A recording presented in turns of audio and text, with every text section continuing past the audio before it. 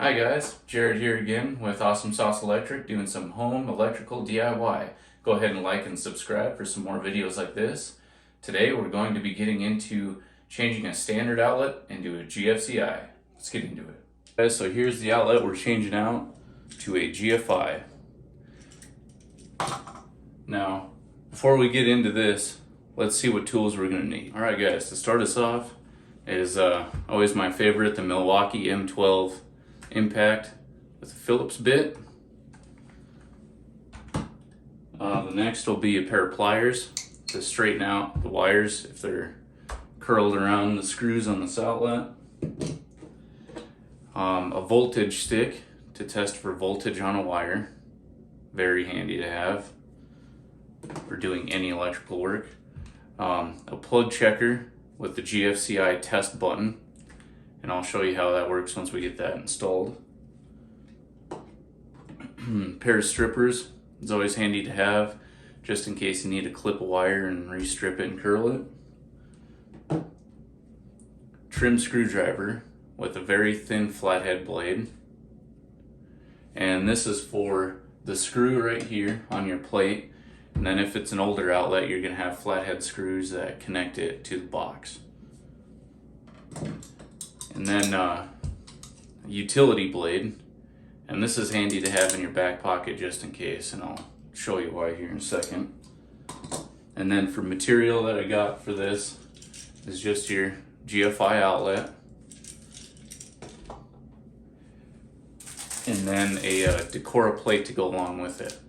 Now this Decora plate is a little special just because when I was looking at this and I bought this material, this plate is a little larger than usual, and when you run into houses, most people, it seems like in my experience, paint around the plate and they don't take the plate off. So if you don't want to be busting out the paint and repainting, when you pull this off and there's a big paint line around here, you can get a jumbo plate that will essentially cover up everything that's already there. Now they make smaller plates and everything like that, but they make these jumbo plates just for this reason. So, and also another thing is these are the unbreakable plate, and that's all I buy are the unbreakable ones because they may be just a slightly bit more expensive, but in a lot of these, like say this outlet one here, there's just one screw holding this on and it's not a very big surface area. So you get to tightening that down and it might split and break, and it happens a lot. So if you want to just avoid that completely, just get an unbreakable plate and then you don't gotta worry about it. All right, let's get to changing this out. Now something I want to explain to you guys here is you might see that this is in a bathroom near a sink. So this particular outlet got dinged by a home inspection needing a GFI. So the reason you need a GFI, or let's start with where you need GFIs first, are say bathrooms, garages, crawl spaces, basements, laundry rooms, kitchens, and anywhere within 6 foot of a water source. So sink, within 6 foot, it needs to be GFI protected. And how GFI works is it monitors current flowing in and out of it. And if there's a difference within just 5 milliamps, it's gonna trip. So it saves a person from being shocked, and it's really just a safe way of going about putting something in your house so your kids don't get shocked.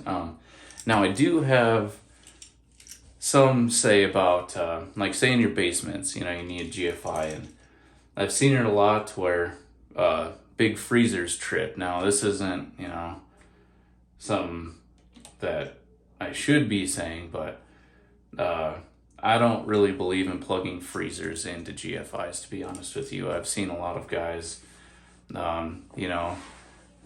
get their deer, their elk, or they buy a half a beef and they have it stored in their freezer, and they leave for the weekend and they come back and, well, their GFI tripped because they just stuffed their freezer full of meat and it was working overtime, and the motor maybe had a little sharp intake in amperage and it tripped the GFI, and now all their meat's bad. So that's my personal opinion. I would not recommend putting a freezer on a GFI, but you know, to each their own, and let's get into changing this guy out.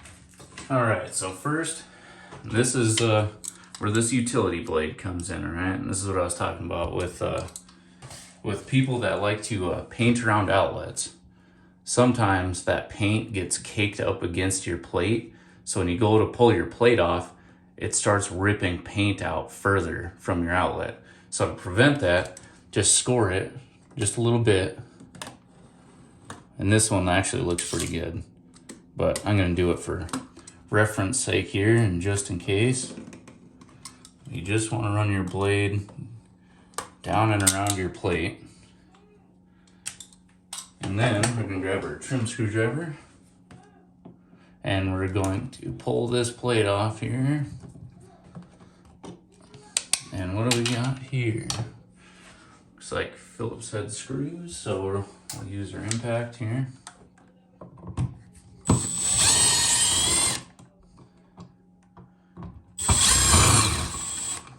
And all of this is, of course, making sure you turn this off at the breaker down below.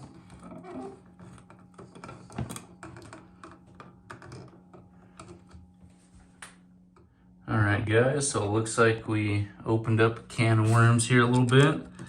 When I was pulling this outlet out, I noticed this box is melted in here.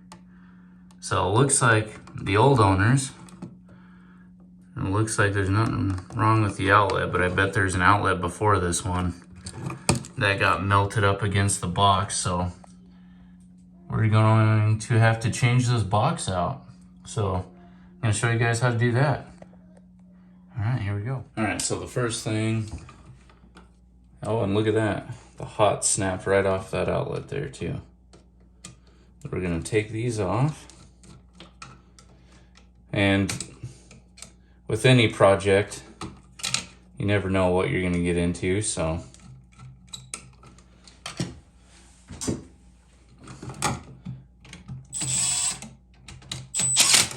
This is actually a good time to show you guys what to do if you happen to run into this situation.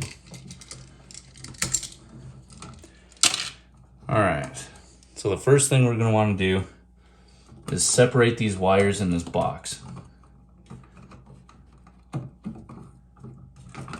Make sure they're all with their own wire here. Unwrap these grounds.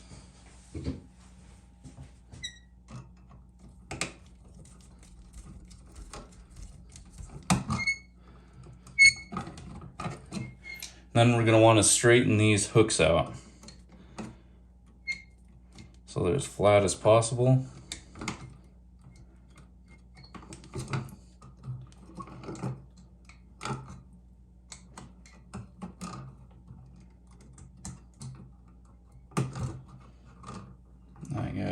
Already snapped off, so. Okay, so you can clearly see that this side is not the stud side. But if the sheetrock was really tight on all sides, what you'd want to do is your trim screwdriver here. You could stick it in the side of the box, and you could feel that there's a stud there because it pushes the box off, right? So you just want to do a little pry so it gets that box away from the stud. Just enough. Now, I've had to get some extra tools for this. So here, I got like a little hand hacksaw thing. And this is to cut the screws off the box to get it off of the stud.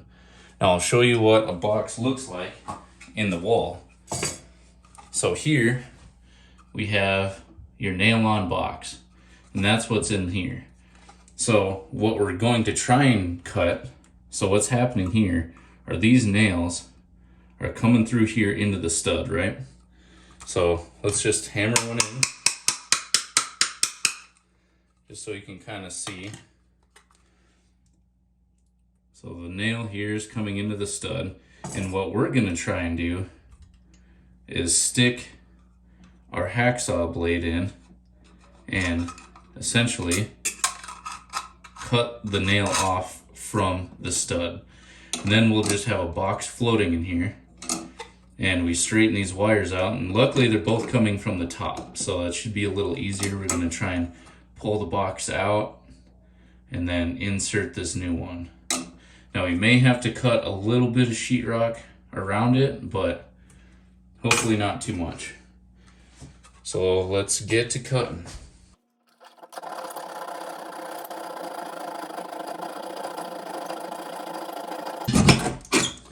There, and you can feel it give. That's when you know the nail is off, and the box got a little bit looser there. So let's get the bottom.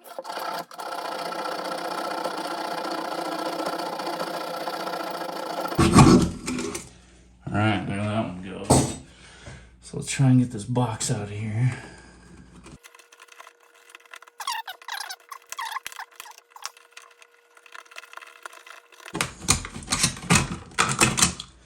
All right, there's the old one. Let's take a look at some of the damage here that was done. And you know what? There's a GFI in this box that would have prevented that from happening. So that's kind of the scary look at something that could happen. Now, I don't know how exactly this happened. It could have been, you know, a ground touching the hot and it was melting, or who knows, maybe somebody had a blow dryer plugged in and was running it for a really long time and heated up that wire enough to melt this box. You know, could be a number of things, but a GFI would have tripped and prevented any of that from happening. So that's why we're doing this today. Okay, so now the next thing, here's our nail in box, our new one. And what we're actually gonna wanna do is pull these nails out. Nails out. Now for this thing to fit back in here well, we want to cut these off that the nail was passing through. And what I have here is my multi-tool, or oscillating tool, whatever you want to call it. So we're going to go ahead and start cutting these off.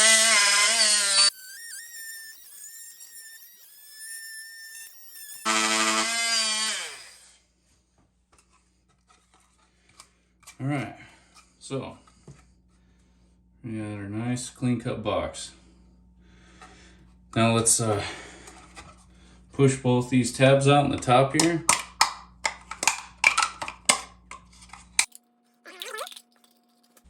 Let's try getting this guy back in here.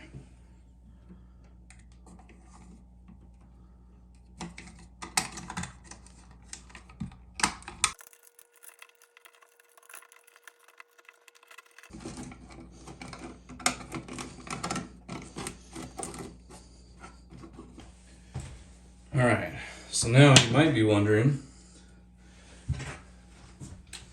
how do you secure that box on there now that you cut the nails off?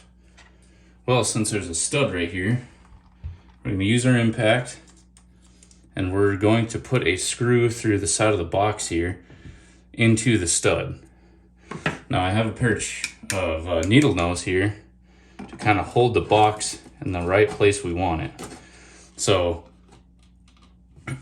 if the box is more than 1/4 inch into the sheetrock, you need an art guard. So obviously just try and get it as close to level with the sheetrock as you can, but not protruding, because then your outlet's going to stick out of the wall.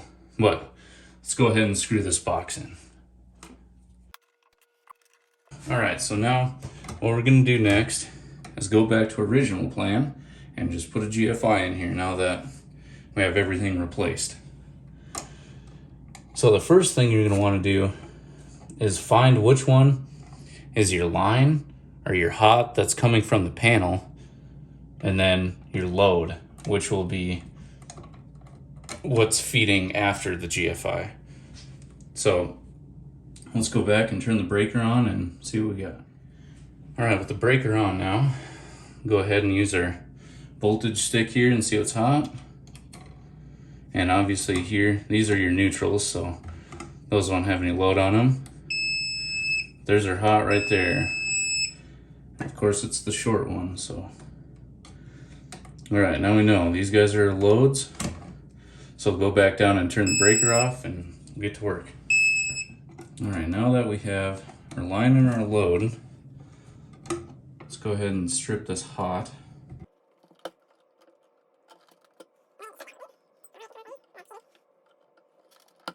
Oh.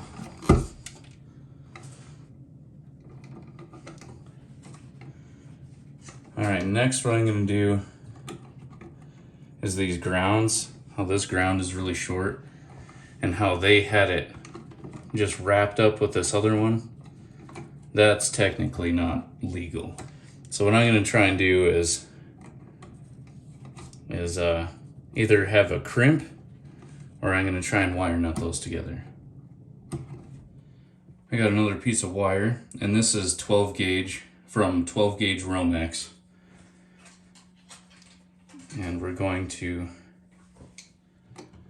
try and get these wire nutted together. So how these don't match up in length, like this, I don't like cutting this one short. So we're gonna try and just tuck this back and get this matched up here. Trying to bend this guy to match up with these.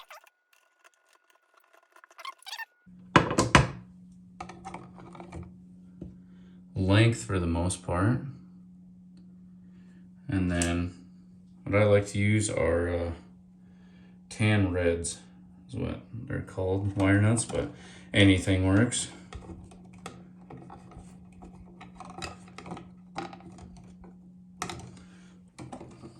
Tuck that back in there.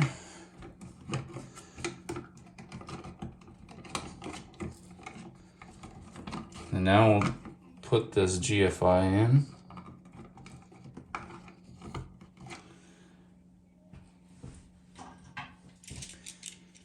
I'm going to show you guys something here with the GFIs. So they'll always come like this. And the tape set of screws is always going to be your load side. And that's just mostly for if you just have one wire in this box, the load side wires are taped off so they don't make connection with your bare ground that's in the box. But we'll go ahead and take that off because we're going to need it.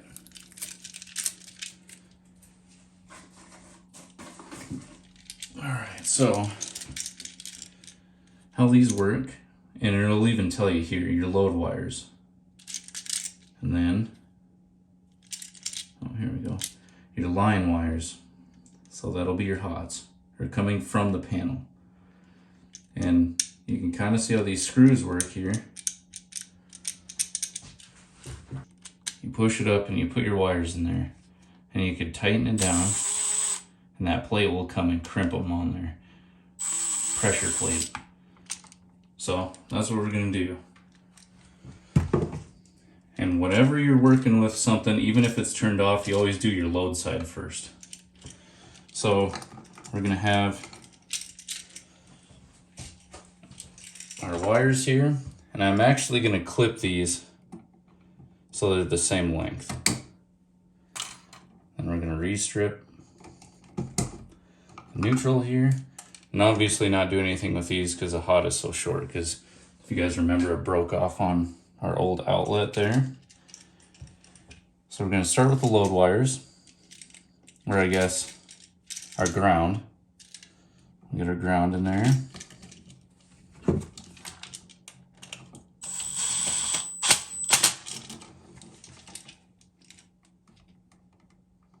And then loads.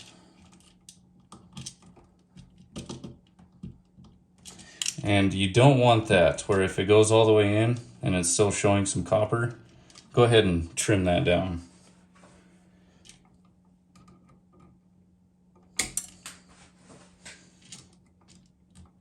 Perfect.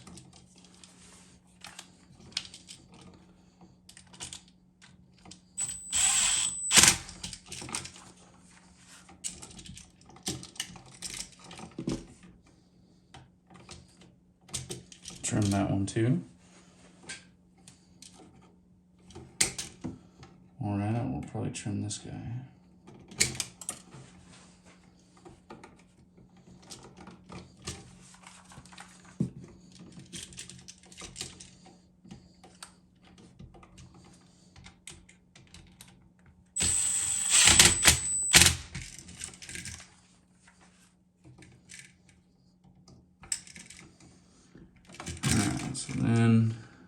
do our neutral.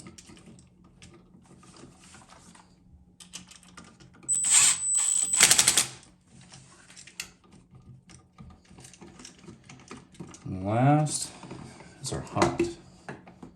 So try and reach in there.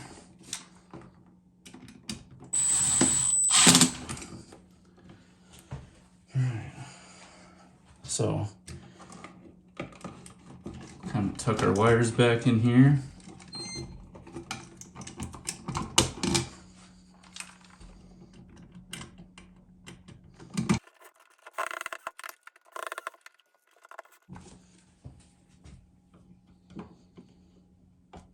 Use my flat blade just to tighten them down the rest of the way. Make sure it doesn't wiggle.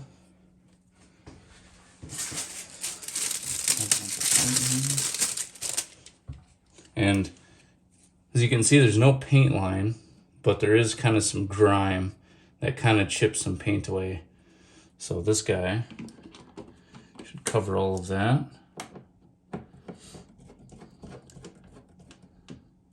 And then, as always, your screws up and down.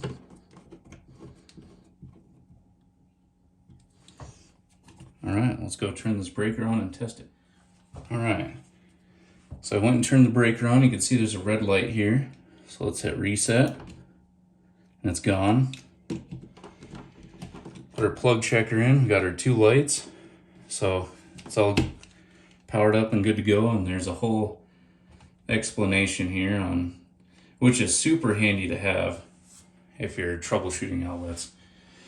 I will say though, if you're in an older house around here, if it's like a 50s or older house, that's probably gonna have a ground, so it's gonna say open ground, which isn't a huge deal, but makes it really tough to put GFIs in. So I'm gonna show you what this test button does. Trips the GFI, so you know it's working correctly. Hey guys, I want to thank you for watching, and this project got a little bit more involved than we originally thought, but that always kind of happens when you're diving into older stuff, and glad we got this out of the wall and you guys can see how it was done. Like and subscribe and comment if you want to see something specific. I'll make it happen. Thank you.